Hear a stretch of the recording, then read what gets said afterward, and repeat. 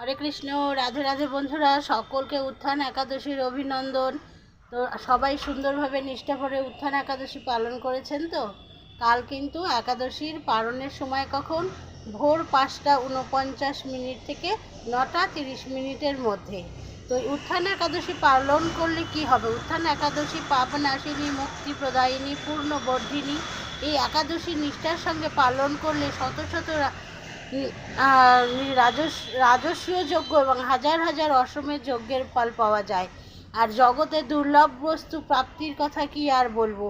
এই ব্রত পালনকারীকে ঐশ্বর্য, রাজ্য, সুখ প্রদান করে এবং এই ব্রত নিষ্ঠার সঙ্গে পালন করে পর্বত পরিমাণ পাপরাশি নষ্ট হয়ে যায়।